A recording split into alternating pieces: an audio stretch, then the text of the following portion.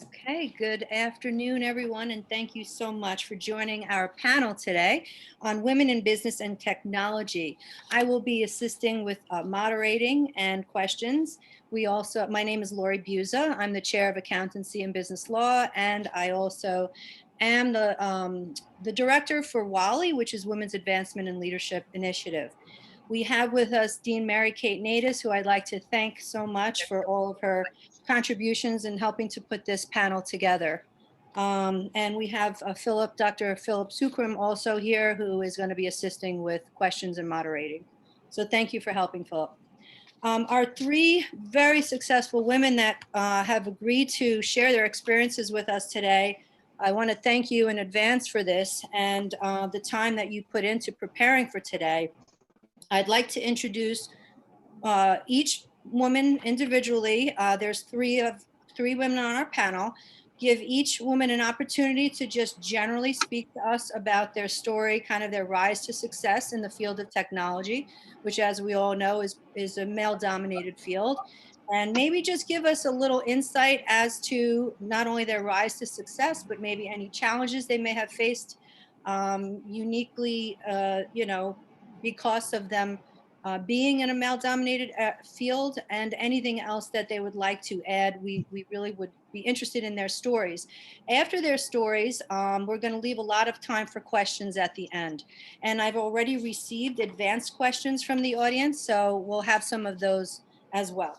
So that, without further ado, I'd like to introduce our first speaker, Melissa. Melissa Paniccioli is a program manager at the Bank of New York Mellon.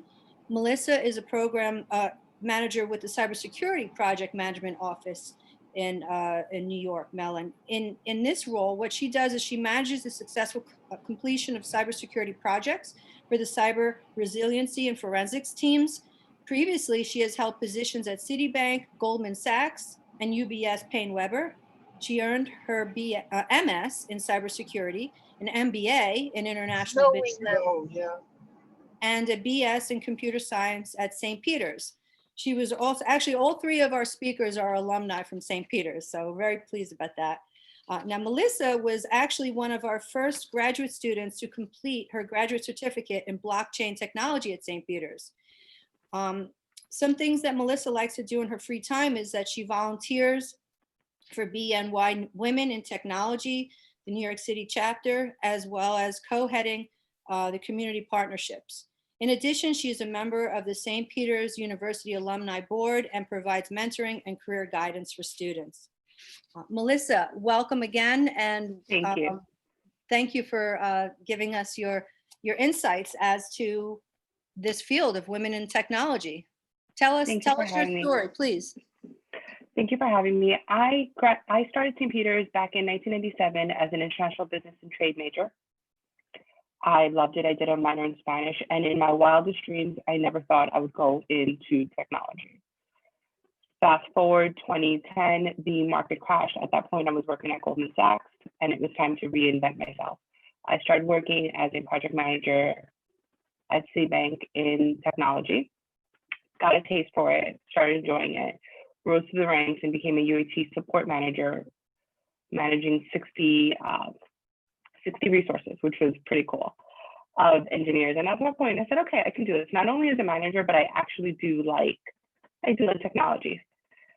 Come the 2016 election and everything that happened, and they said that we were being attacked, and it was cyber attack, cyber was the key word.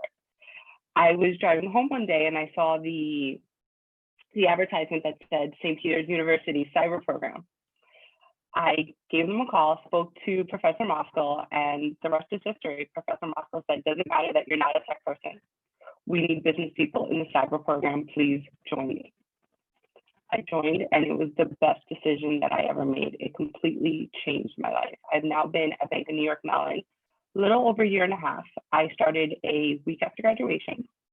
At Bank of New York, I've been exposed to so many different aspects of technology, of people, of cyber threats, of forensics, cyber resiliency.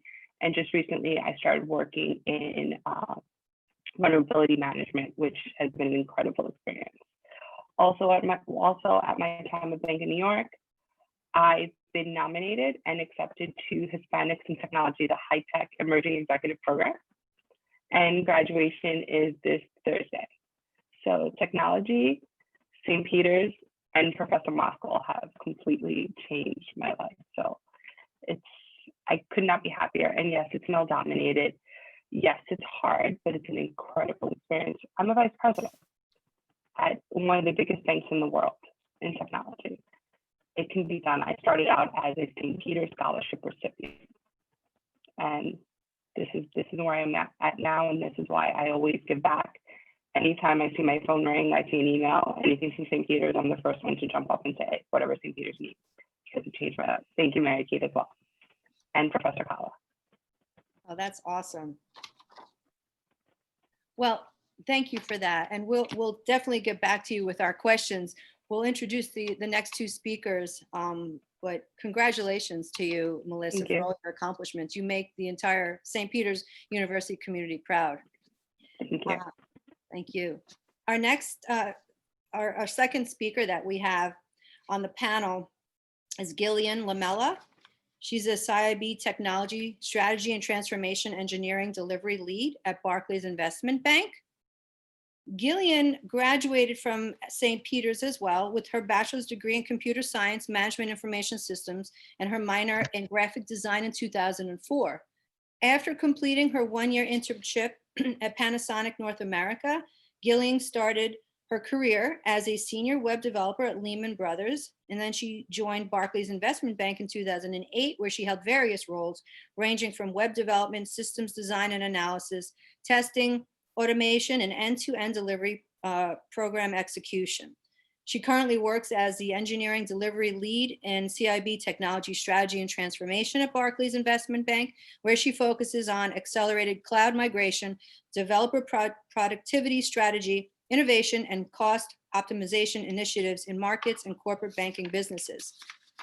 In 2019, Gillian co-founded the Barclays Women in Technology Europe Network, whose platform to inspire and empower women to achieve their career aspirations in science, technology, engineering, and mathematics, otherwise known as STEM. She also sits on the Barclays Diversity and Inclusion Committee promoting gender and diversity at Barclays. She has also received several awards throughout her career, and just to name a few, she's received Computers Weekly's Most Influential Women in UK Tech Women 100 Awards, Diverson's Top 125 People to Follow. She's been featured in Careers in Technology and can be seen in several publications by Barclays, New Scientist Magazine, Business and Industry, and London Tech Week. Without further ado, I'd like to welcome Gillian and ask for her background and her story. Is she unmuted? Yep, I should be unmuted now. Yeah. Thanks, Lori. Thanks. Thank you. Appreciate the intro. And thanks everyone for having me here. I'm really pleased to talk to some of our students in St. Peter's. So I'll tell you a little bit about me. So my kind of passion for technology started at a very young age. So my first computer science class was actually at 10 years old, and I started programming at 14 years old. So hence the senior web development. I was just about to retire when I started my career. So I studied computer science, graduated 2004. And important to note that, like, I think from the very beginning, even prior to graduating and working at Lehman, like I had a really positive experience in St. Peter's College, well, college at the time, university now. And it kind of gave me my first opportunity to work at Panasonic. There I learned quite a lot of skills on like development, coding, design. And it led me to, I think, the various opportunities that I've had. And echoing what Melissa was saying earlier, I think the staff, the professors, the community, the leadership at St. Peter's is very strong. And I'm personally looking to make sure that I kind of give back and make sure that I'm helping our community as an alum. So I'll kind of fast forward a little bit and just tell you a little bit about my how I got into tech. So I studied at St. Peter's. Again, I started very early. My first role after graduating 2004 was at Lehman Brothers, working in design and development. If I fast forward a couple of years later, financial crisis had happened. Like at the time of the crisis in 2008, I had left the development arm and I started working on tech strategy. So I became a business analyst and started focusing on execution instead. But for me, the financial crisis, though there were a lot of things that were essentially out of my hands in terms of like reorganizations and other things kind of coming into play. For me, it brought a lot of opportunity, and it definitely allowed me to like tap into my skills to embrace technology. I dealt with a lot of the system segregation, like the first 6 months of the acquisition and my first 6 months at Barclays. And for me, it really helped to kind of shape my resiliency. Help, the experience was a little bit challenging. It's probably much like COVID now, where it's just uncertain a lot of things. But for me, it's like I think the key thing for me is when you're looking at challenge, it's like how do you rise above it, right? Taking a look at like instead of taking a look at the negatives, really taking a look at the opportunities and focusing on your role, focusing on how you can still deliver despite the environment you're in. So I learned that quickly. If I fast forward a little bit, my first year at Barclays, I was asked to relocate to London to help to drive strategy and system integration roadmap. I did that for a couple of years. And then I decided I wanted to kind of switch from execution into probably one of the toughest programs that we ever ran with CCAR. So having been on the financial crisis and getting on the other side of ensuring it doesn't happen again, it was very rewarding for me to do that and to help like build out the first Hadoop for Barclays. Past 3 years, I relocated back to UK. I started working on some of the revenue generation initiatives you mentioned, Lori, and currently working on cloud migration, dev productivity, and innovation as well. So yeah, that's a little bit about me. I would say that in terms of advice that I would give to folks on the call, I would definitely say, in terms of the challenges that you'll face, in your first, as you start your career, I think there are a few things I wanted to give advice on, which are, always be true to yourself in terms of like your skill sets and the things that you want to learn. Definitely, want to kind of like give the advice that no matter what you face, definitely try to be as resilient as possible. And then I think the other key thing is creating your own opportunities. Throughout my career, my various roles, one thing I've always done is manage my own career and kind of go at my own pace rather than, others kind of setting the way forward. But yeah, that's a bit about me. And then, I'm sure we'll get into the women in tech and the other bits and pieces. Thanks, Larry. No, you're amazing. And I'm going to say this all afternoon that all three of you make us so proud, being alumni from St. Peter's and the great successes that you've all had.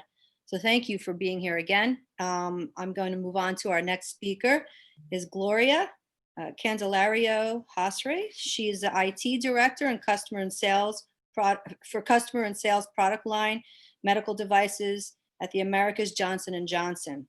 Gloria is an experienced leader with over 20 years of diverse J&J business and technology background. Currently, she's responsible for the overall strategy, roadmap, and delivery of technology products, enabling the effectiveness and the commercial capabilities of the medical device sales force in the Americas. Previously, as Director of Healthcare Technology Services, Gloria had responsibility for delivering digital health products to customers and patents across all three J&J business sectors. And throughout her career, Gloria has led a number of key initiatives supporting employee development, community engagement, and to drive diversity, inclusion, and equity. She co-leads the enterprise Hispanic and Latino employee resource group of J&J and the talent strategy as a member of WALI senior leadership team. Gloria also serves on the board of Hispanic IT Executive Council Foundation, which works to enable the next generation of Hispanic Latino technology talent. Without further ado, I'd like to introduce Gloria. Make sure her mic is off, Philip. Mute is off. Mute is off. Thanks so much, Lori, Mary Kate. So happy to be here and share this virtual stage with so many amazing women, and everything that I've heard so far resonates so well. So it's a pleasure to reconnect with St. Peter's. Just a little bit background about me. I am a New Jersey native. I am a proud daughter of immigrants to this country from Cuba and the Dominican Republic. I was the first one in my family, first generation college student to get a bachelor's degree and then go on to get my master's, both from St. Peter's. And St. Peter's really played a critical role in my journey. When I came to the university, made possible by an academic scholarship that St. Peter's provided to me. Like many students, I wasn't sure what I wanted to be or what I wanted to do. I ended up taking a marketing class as an elective, and really, just became extremely interested around consumer behavior, data, and kind of what goes behind product development and marketing. So I majored in marketing management, and it was my senior year that I found myself at the career services office.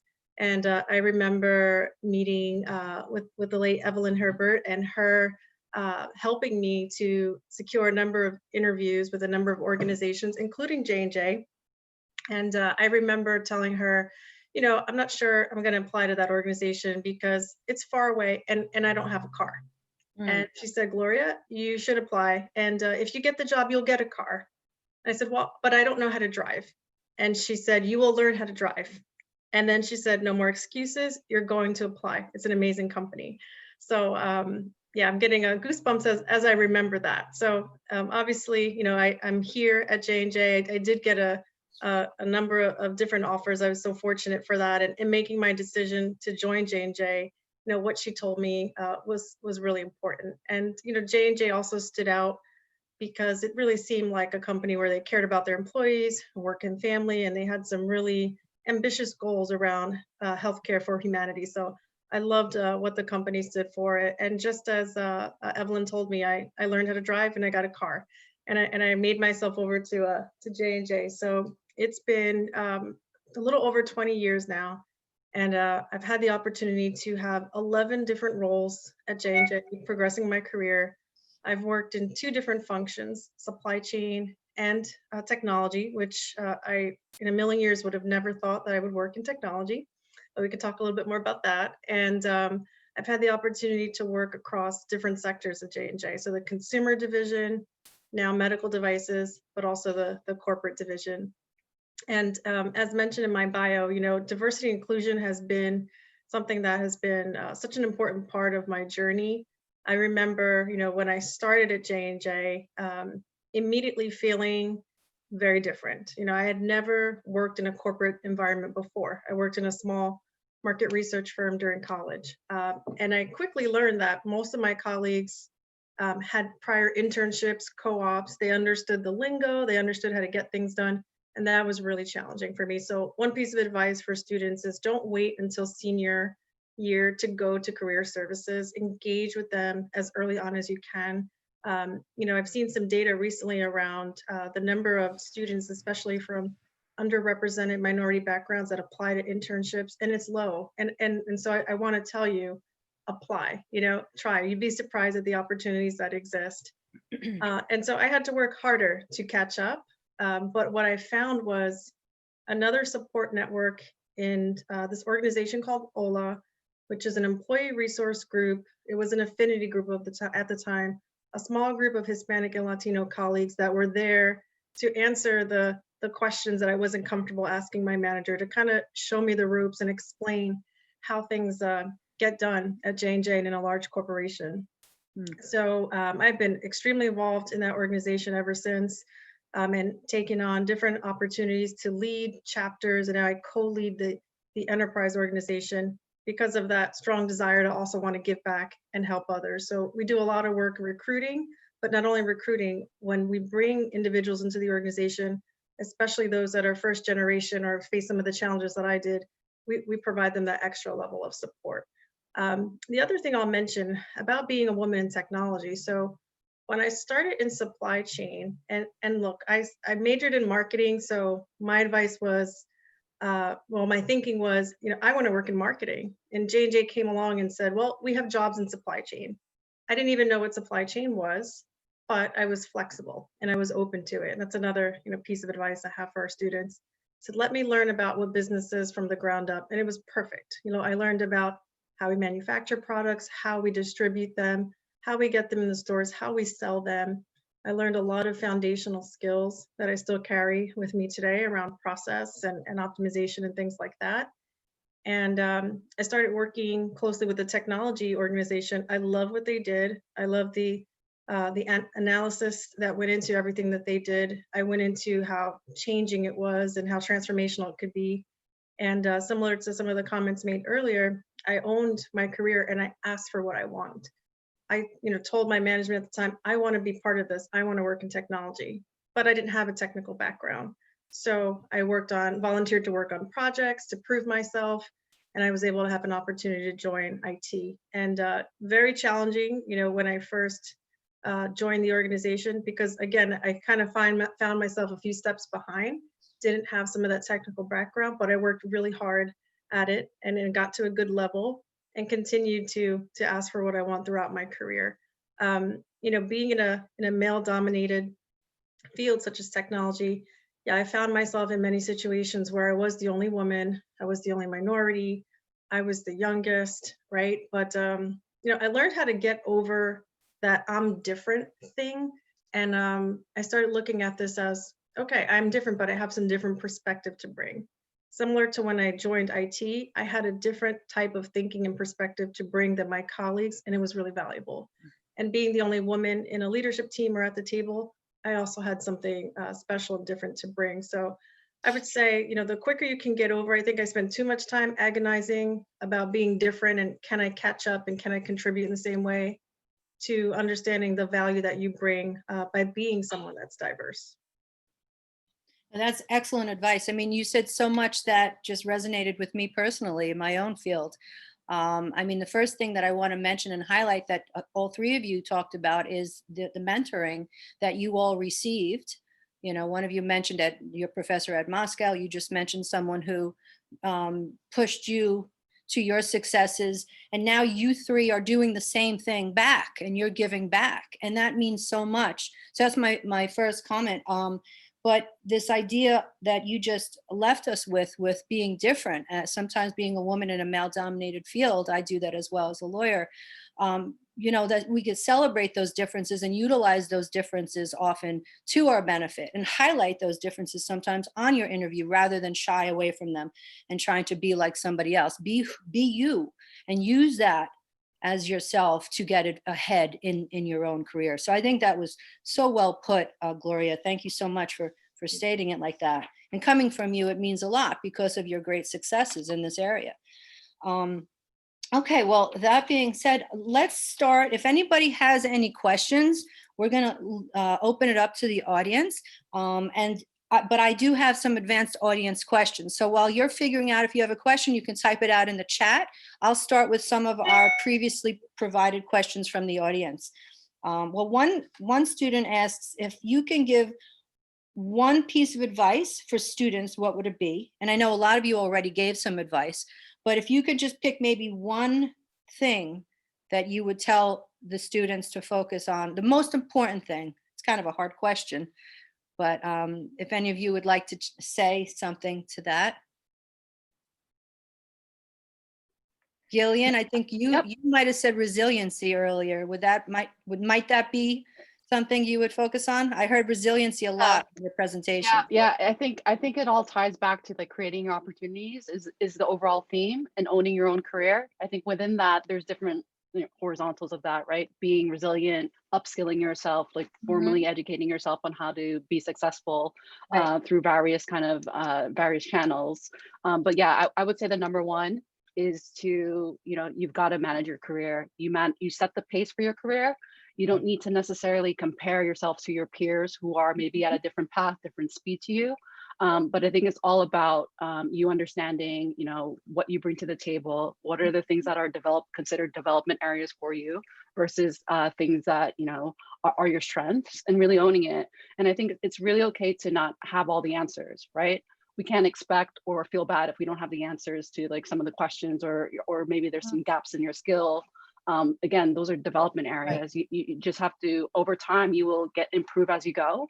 But I think, the approach I have personally taken when it comes to managing my career is, just kind of being honest with myself, being genuine, tapping into like different types of mentors, collecting feedback from peers, from management, and just really aligning myself to like-minded people, but also also getting diversity of thought and opinions of others who might seem opposite to me. So that's how that's the approach that I have taken, and I think it's worked well.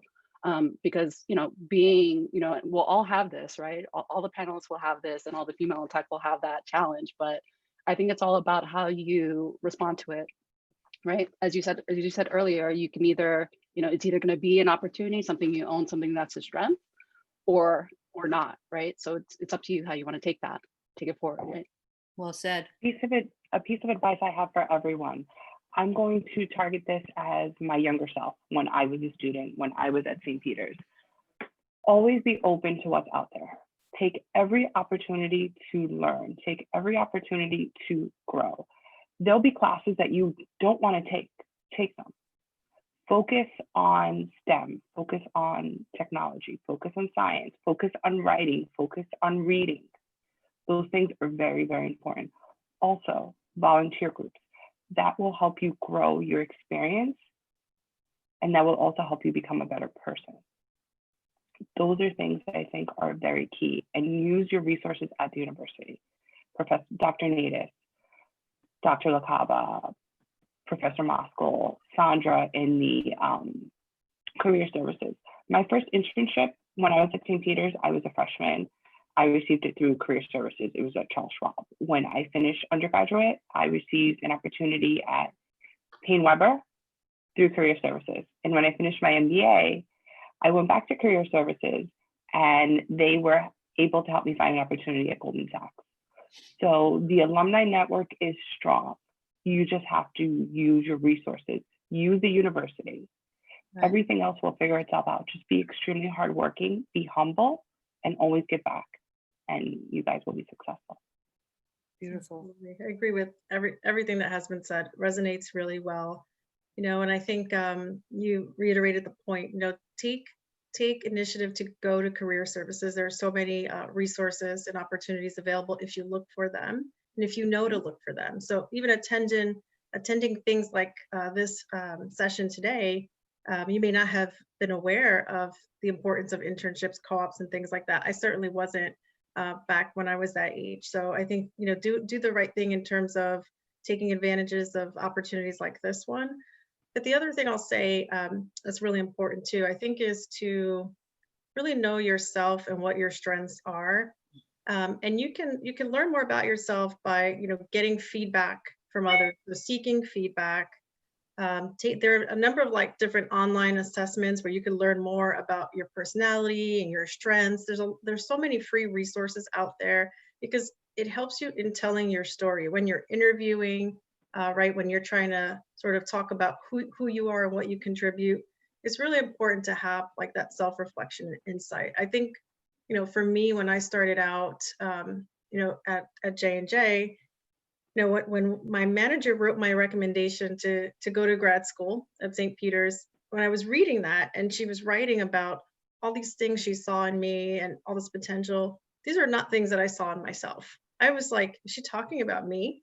And, I'm like, wow, had I known some of these things or realized some of these things earlier on, I think I could have accelerated things even more in the beginning. So there's something to be said about understanding yourself, what you bring to the table, and putting that story together. This is really important for interviews.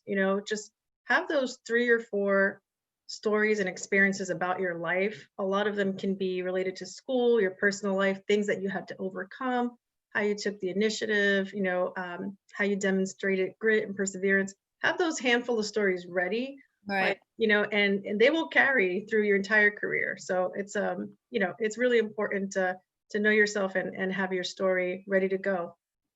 I think that's an excellent point. I think when you're young and new and you don't have the confidence, you don't realize that people like us who have already achieved success, we're people too.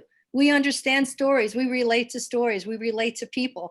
We're not the big scary wolf. We're a human being and want to connect. So what I tell my students is you have to be likable too. Be yourself. I mean, it sounds so corny, but it's so true. Your personality has to come out. If you have a strong resume and you have all the qualification, that's one thing. but you also have to connect on that interview. And how do you connect? I'm hearing this theme from all three of you. You know, expose yourself to other people and figure out who you are and then how you relate to other people. And things like Melissa said with the volunteer groups and whatnot, now you create a network. So it's very important. What I'm hearing is these themes, you know, create your network, learn yourself, go out and get it, because it's not going to just come to you. It's not going to knock on your door. You have to kind of go and get it. Now, I have a couple questions here. I see Philip, is Natalie raising her hand? Yes, that is correct. And we do have Natalie Varghese who would like to ask a question. So Go for it, Natalie. Sure. yours, So, Natalie. thank you so much. So, Gloria, first of all, thank you so much for your story, because when you were talking about the car, that was literally one of my concerns. And then you said, oh, well, I don't have a car. I was like, oh, well, at least she knew how to drive. And then you were like, and I don't know how to drive. I was like, wow, what's my excuse? Like, that really motivated me.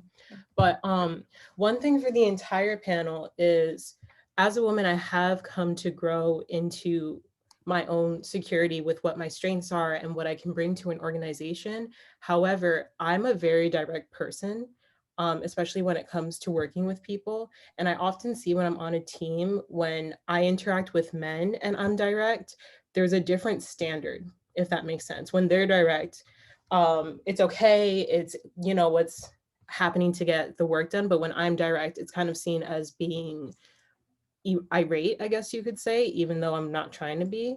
What have been your experiences with that, and how do you strike a balance? Mhm. Yeah, no, thank you, Natalie, for your question. I think that's a great one, and it resonates. You know, it's something. Being a woman in technology, I have seen some different approaches that women have taken to be heard and to interact. And in some cases, yes, being really direct can be misinterpreted. I think for me, you know, building relationships first and building the trust and credibility first is so important. And in every team I've been a part of, regardless of, you know, how challenging the situation was, or how challenging some of the personalities were, I took the approach of getting to know, so maybe in your case, the project team members, getting to know the team individually. And then that's how I think, at least for me, what I've seen, you're able to kind of get past some of that room for interpretation, right? And I've also seen, though, you know, some women take the approach of having to kind of go overboard and being extremely direct and aggressive, because they think that's how that's the most effective approach. And I don't agree with that approach. I don't think it has worked, at least in the organization I work in, the environment I'm in. I think it's more about be yourself. If it's direct, be direct. If it's more introverted, that's great too, and that's valued too. If you build the trust, the credibility in the relationships, I think it's going to go a long way. And I get, you know, in some cases, you'll be in meetings and situations where you don't have the opportunity to do that first, and you do have to be direct in order to be heard, to get a word in. And I think, you know, I think it's important to keep doing that. Otherwise, it is really hard to be heard. Okay. Gillian or Melissa, anything to add to that? Okay, I'll add to that. I've worked in diverse opportunities. I've been on a training floor at Goldman Sachs. That experience was very different than what I'm experiencing now here in technology. You have to have a feel of where you are. At Goldman Sachs, working on a trading floor, there wasn't time for all that nicety. If you had something you wanted to say, you said it. You said it direct. You said it firm. And as a woman, you have to make sure you know what you're saying. If you're gonna open your mouth and you're gonna raise your voice, you have to know it twice as well as a man.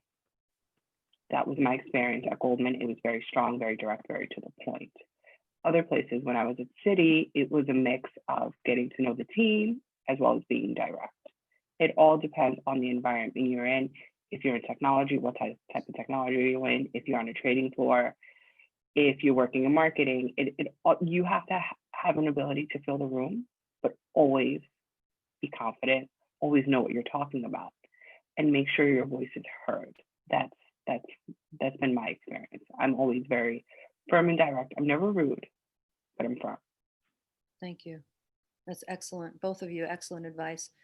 Gillian, would you have anything to add to that or just echo what they're saying? Yeah, I'd like completely echo what both Melissa and Gloria are saying. I think it's really about like striking the balance, right? You should know, for example, if you're trying to influence or build relationships, what kind of environment you're working in, what kind of leadership you work with, your peers, and so on, and work out a way to kind of build relationships. I would say like across a team, your leadership team, and at the individual level. So I think it's really balancing that going up, down, and across your organization, and using different approaches based on different personalities, skill sets, and so on, and even levels of the organization. So I think it's something that, if it's not natural for you to kind of, to kind of take that approach, you will build it over time. So be fully confident that you will do that. I think, these days, the biggest challenge, like, and everyone is facing this, even folks that are experienced professionals, it's how do you do that in the virtual environment, right? How do you mimic you would have had like been in the pantry, had a cup of tea, had a coffee or espresso. There's a natural engagement, but like, how do you mimic it in a virtual environment? You could still do it, but it does take a little bit more planning ahead, I would say, right? So you might want to, pop in the virtual coffees, maybe your pantry, like, kind of like talk around the water cooler has become like a messenger chat instead. So it's just, just be more open-minded, maximize what you can. And like going back to what Melissa and Gloria were saying, it's just, being strong and confident in who you are. And then the rest, I think will, you'll find the balance and be confident that you will. All right. This is all excellent advice. And the best way of being confident is by being prepared, just like you are in school. Like your professors tell you now, be prepared. If you're prepared, that's what gives you the confidence to speak up. And so you may have to, like Gloria mentioned, you may have to work harder than your male counterparts. You may have to. But if that's the case, you do it. And then eventually you will build that respect. And I've noticed this in my own life that I sometimes do have to work twice as hard just to be recognized equally with my male counterpart. But once I'm there, I had to work twice as hard. So guess what? I'm probably twice as better at that point. So the benefit will come. It just may be lagged behind. But this is excellent, excellent advice. Now, I have a very difficult question from an audience member. I don't know what you're going to say to this one, but if you have something you can share with us, this student says, is there any regret or mistake that you have made in your rise to success that you have learned from? And would you like to share it with us? Yes. Buddy, any takers? Melissa, thank you. I won't say I have regrets because that's not a good way of looking at life. I've had a lot of lessons learned. Perfect. And that's how you look at it. It's lessons learned. And going back to what you said, Lori, about being prepared, that is why I have 2 master's degrees and a certificate in project management from NYU, because to be a woman in technology, to be a woman in general, in a career, and you want to advance, you have to work twice as hard, and you have to be prepared, and you have to have the credentials to show that you're prepared. So I don't have regrets, but I have a lot of lessons learned of different situations I wish I would have handled better. Going from my time on the trading floor to going now in what I'm doing in cybersecurity, there are different situations that you're put in, and they're all to grow. You can't control your environment. You can just control your reaction to it. And a bit of advice to the students and to my younger self. You're a lot tougher than you think. You will soon be a graduate of St. Peter's University, which is in Jersey City, which is an urban background. St. Peter's, a good portion of the students are first generation graduates, just like I am. A good portion of St. Peter's students are children of immigrants. I am. That gives you a whole different perspective on life, on reality, on what you had to go through, on not having that network to say, okay, how do I do this? Or how do I do this? How do I dress? How do I speak? These are all things you had to learn for yourself. The internship you're going to get you're not going to get it because of your dad's golfing buddy. You're going to get it because of your credentials. And you're going to have that seat at the table, not because you're related to someone, but because you earned it. So that's something that I always remind myself is, yes, there are challenges. I'm currently going through a few of them right now. but always remember where you came from, and always remember you're tougher than what you are, and what you're going through right now is just to prepare you for your next step, and always be planning your next step. So that's my piece of advice. Thank you, Melissa. It's well said. I can Thank you. also comment, and thanks so much, Melissa, for that. I'm definitely inspired by all the great advice and experiences hearing on this panel also. Just a couple of things, and similar to what you said, Melissa, around lessons that you've learned. I vividly remember one meeting I was in, many years ago, where I was the only woman, and there were many people in that meeting. There was a main table in the center of the room, and then there were kind of just chairs along the wall and on the side. And I went and sat in one of the side chairs, and that's where I sat for the whole meeting. It was probably a 3-hour session. At the end of the meeting, the leader of our group called me and a few other guys that are part of the leadership team and said, Gloria, you sat in that corner. You didn't sit at the table. You let all the men come and claim the table. Don't you ever do that again. You always come in, take a seat at the table. Doesn't matter whether or not you think you have anything to say, just do it. And then he told my colleagues, shame on you for letting her sit over there, not going and bringing her and inviting her in. So we learned such a powerful lesson that day, all of us. And, I never did that again. I was much younger, but it kind of stemmed from, not feeling that, not being confident in what you have to bring. So again, whether you're the only woman, the youngest, whatever, you have something of value to bring, and you deserve a seat at the table as much as everyone else. So that's just one thing that stood out for me. Like I kind of wish I had sat at the table, but what an important lesson I learned from that experience. And to my male colleagues on the leadership team, they very much became what we call man ambassadors, like ambassador to women. If they're in a meeting and no one's allowing the one woman in the room to speak, be that person that says, hey, Gloria, did you have something to add? What do you think? You'd be surprised, especially with those that are starting out in their career, how much an invitation like that can really help facilitate there being more inclusion in a meeting. So just wanted to mention that example. That's an amazing story. I mean, the obvious lesson is, make sure you're sitting at the table. But the other lesson kind of embedded in that is what you learned from making that mistake. You made it that one time and you're not going to repeat it. So we learn from our mistakes. So let's not beat ourselves up for the mistakes that we do make, and realize, because now you're talking to all these people about your mistake and helping all these people not to repeat it. And if you hadn't made that mistake, you wouldn't have this to share. And maybe you wouldn't have sat at the table if your boss didn't take the initiative. So that's what I love, is to hear men helping women as well, because there are partners. There are partners in our success. So, kudos to him for standing up for you. Thank you for that. Gillian, what about you? Did you ever make a mistake? I don't know if you have, because it seems like it's so perfect.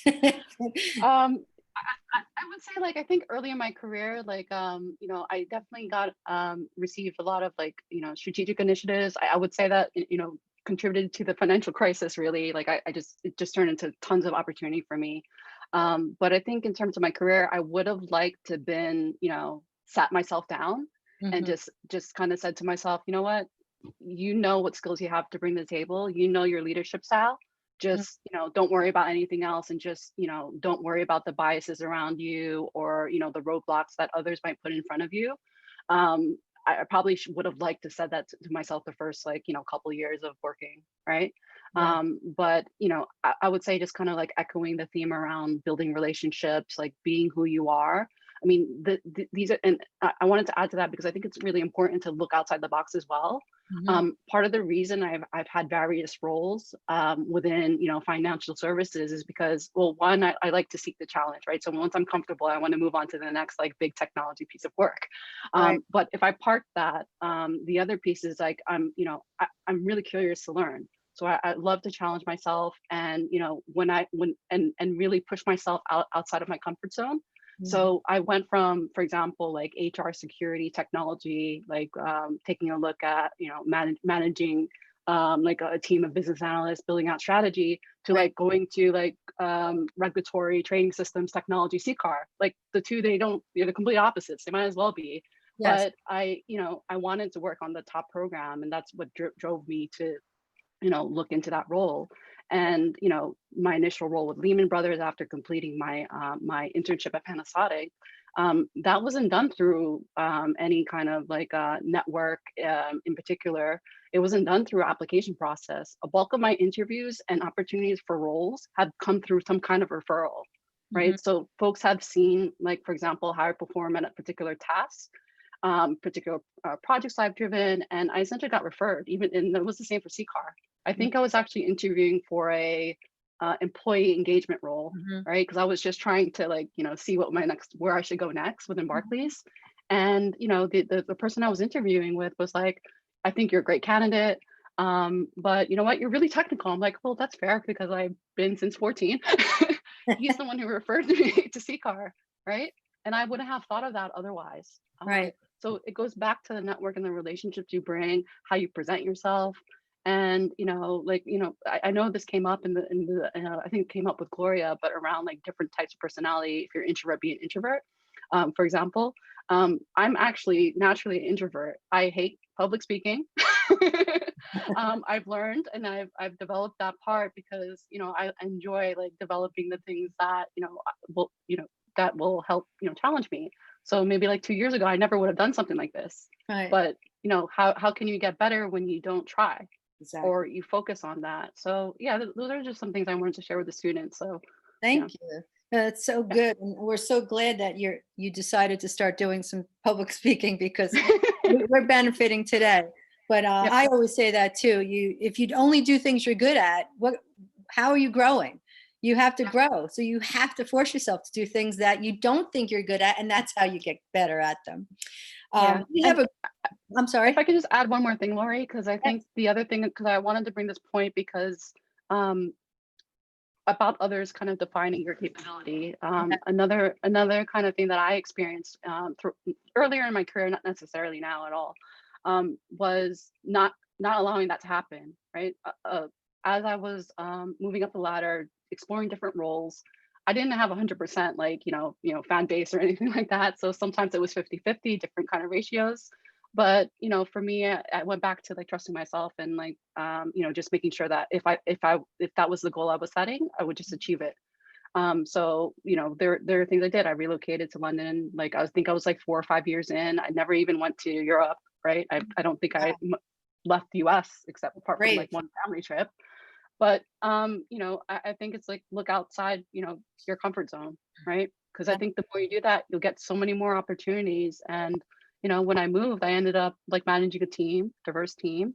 There were like 1 year experience to 25 years experience, and you don't have to because you're new in your career, early in your career, you don't have to be defined by the other like presidents that was put before you. Like you can define if you want to be a manager and you're a good leader, opportunities, right? It doesn't matter if you're 2 years into your career. It doesn't matter if you're like at the very start. You can achieve it. If you set it, you can achieve it. Amen to that. I think that's great. Great advice. We have another student who has her hand raised. Lucero. Is Lucero here with her question? Yes. Hi, I'm Lucero. I know Gillian has seen me before, and yeah, at her other conference that she did for the capstone class, I actually resonate a lot with Gillian and Gloria because I feel like when Gloria was telling her story, I'm also from New Jersey, and I used to be scared of like actually going out, like going to a job that was so far away because I don't have a car either. I do know how to drive, but I don't have a car. But I'm an introverted person as well, like Gillian, and I resonate a lot with that. And since she told me, it's possible to like get out of your shell and you get more comfortable, I realized that, you can't be too comfortable and you have to like go to uncomfortable places to grow. Like, that's why I'm always pushing myself forward. And my question was to Gloria and Gillian. I believe Melissa's here, I'm not sure, but it was for all of you in terms of, since I am always pushing myself forward, and even though I'm so introverted, I actually have been through so many interviews. Last week I had like 3 interviews back to back to back.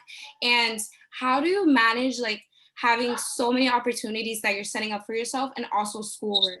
because I take so many classes. I'm the president of the computer science club. Like I have so many things going on in my life, and it's hard to like balance everything. So how do you like balance that in terms of time management when you're creating so many opportunities for yourself? So yeah. It's Melissa. I'm back. Sorry, everyone. I lost connection. You're a perfect one to answer that question. I finished St. Peter's in 3 years. So I did a full-time course load. I did school full-time. I also had an internship. You can figure it out. You can figure it out. I was fortunate that when I was at St. Peter's, I graduated in 2001. There was no Instagram, Twitter, none of that nonsense. I had like a basic flip phone. Put down your phone. Put down your phone. Instagram's not doing anything for you. Twitter, TikTok, any of that stuff. Reels, put your phone down. Put your phone down and focus. There's enough hours of the day. Sleep is overrated. In reality, all you need is 5 to 6 hours. You can figure it out. There's enough hours in the day, so you can do it. I've gotten master's degrees at night while working full-time during the day as a VP. You can figure it out. And COVID's the perfect time. You can't go anywhere. You can't go out. You can't go meet your friends. You can't do anything. So literally cut out all the distractions and focus, because you can figure it out. Can I just piggyback on that real quick? Melissa, I love what you just said. You have to be willing to give something up in order to have the time to do, like she just said it. She said, throw away the Snapchat and the Instagram, but you always have to be willing to give something up before you can get something. But I'd love to hear from Gloria and Gillian and respond more specifics on her question. Thank If you. I can, oh, go ahead, Gloria. Sorry, Gillian. Thank you. Lucero, I love your question, and I applaud you for the initiative that you're taking. And I think, recognizing that you are introverted and that you need to push yourself, those are things I wish I would have started earlier. So I think you're already getting a really good head start. One thing I learned, there's kind of like this myth about work-life balance. Like there really isn't a balance. It's just sometimes your work needs you more, sometimes school needs you more, sometimes your family needs you more. It's more of like, you're just kind of, it's like a balancing act, but it never really fully balances. So I think if we kind of put that expectation aside, then, definitely, Melissa, what you said too resonates. You have to put in the work and the time, and you're doing that. And I think what you're learning is the ability to juggle many different things. And I'm sure all of us can attest to, at work, that's what we do every day. I have what I call my day job. And then my other job is everything I do with OLA, external organizations. I feel like I have 3 different jobs. So it's something that it's starting now. It will continue, but it's really good that you are already looking at, how you juggle. And I kind of look at things in smaller increments and more manageable increments. If you look at your week and like, okay, what needs my time more this week? I try to manage it that way, because if you start thinking too far out, you start to get overwhelmed. So that's one thing that I think has helped me. I just kind of take it in small, manageable chunks at a time. But it sounds like you're already getting there. So that's good. Kudos to you. That's awesome. It does get easier with time and practice, Lucero. This is true. Yes. Gillian, did you want to add anything to that last question? Yeah, definitely. Hey, Lucero. Good to see you again, firstly. So I would say, going back and echoing what Gloria and Melissa have said already, I would definitely say, yes, it is a bit of a fine art to balance, right? These several priorities that you have, either as a student or as a professional. But it's always going back to, your commitments, balancing that, your priorities. And I think with the, in your specific example, with the interviews, the school, the computer science club, like prioritize what's most important to you first. And then from there, you can kind of schedule like what, your task to achieve over time.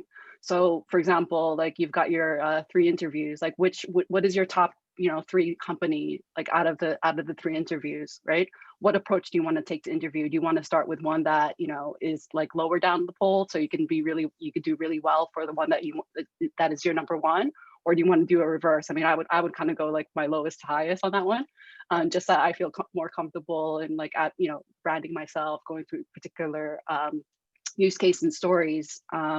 But yeah, I think, you know, I heard a really good analogy just last week. I had a session with E&Y and then Women's Bond Club, and it was around spinning plates, right? So women often spin plates, but it's not the spinning plates and the balancing. It's knowing which one's glass and which one's paper, which one can fall, which is, you know, and it's going back to your priorities again.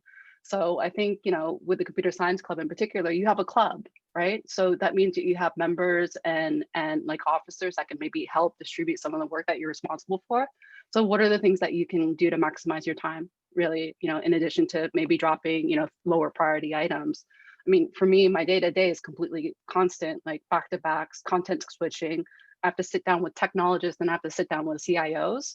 And I'm flipping all the time between innovation work, dev productivity strategy, and cloud migration. And I dip into design and development, but not really I don't have to do the heavy lifting like cloud anymore.